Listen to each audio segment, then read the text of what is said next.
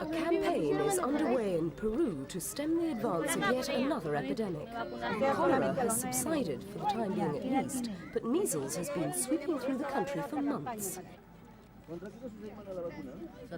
Funds from international and regional health organizations have helped provide enough staff and equipment for a nationwide immunization program. The campaign was launched in August. Its aim, to vaccinate the country's 9.5 million children by December. And not just against measles. Health authorities appear determined to inoculate all children under the age of 15 against other major childhood diseases. But the problems are enormous. In the capital Lima, 4 out of 6 million people live in shanty towns like this. Almost half of them are young, under the age of 18. Without adequate food or sanitation, many live on the streets. Their parents' income is far below the minimum needed to meet basic needs. At least 2/3 of all young children suffer from malnutrition. Not surprisingly, Peru's infant mortality rate is among the highest in the region. Only Bolivia and Haiti are worse off. Poverty, overcrowding, and lack of amenities help spread disease. The situation is unlikely to improve in the near future. Years of civil war have ruined the country's infrastructure and hastened the exodus to the cities. And even though the leader of the Shining Path guerrilla movement was recently captured, the unrest has not subsided, and Lima's slums will continue to grow.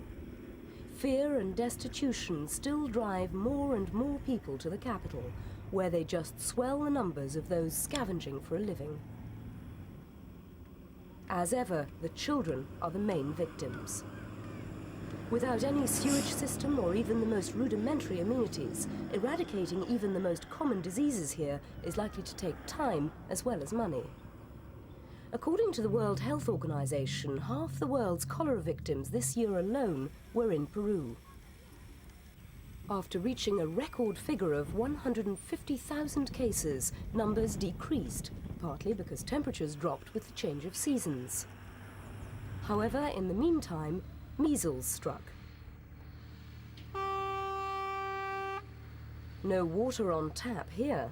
Once a country of great wealth, wealth plundered by foreign invaders and colonizers centuries ago, Peru now defies all historians' notions of progress.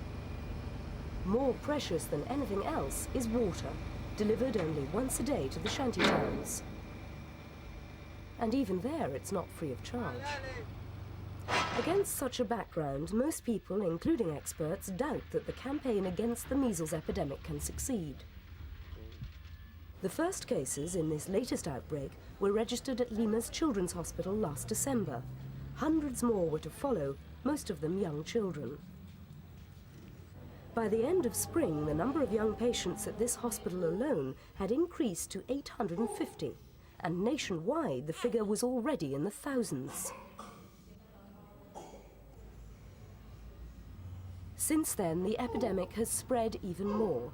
Sore eyes are an early warning sign, a sign difficult to recognize during the incubation period before the telltale rash.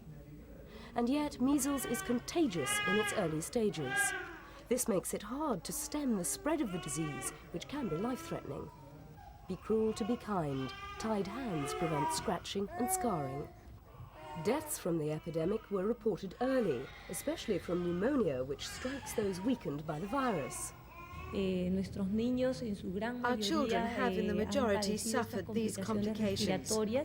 And of the 9 deaths we've had, all of them were from bacterial bronchopneumonia. They arrived in an advanced state of malnutrition, which is why they fell prey to the infection so easily. There's no shortage of vaccine, but erratic power supplies, even where there is electricity, makes refrigeration problematic. Despite the urgency of the situation, there's no evidence that the current vaccination drive will succeed. Previous campaigns only took place 1 or 2 days a year, leaving many infants untreated. This time, even early attempts at door-to-door inoculation in the worst affected areas of Lima had little effect. so the authorities decided to dedicate 2 days a month to the operation. Although the intention is to reach all children below the age of 15, the first priority is to make the people of Peru aware of the urgent need for vaccination. Almost a year after the first cases were diagnosed, it looks as if the substantial funds made available to the Peruvian medical authorities may have overcome that first hurdle. But until the country's poor are given a chance to increase their living standards, improvements to children's health are likely to be short-lived.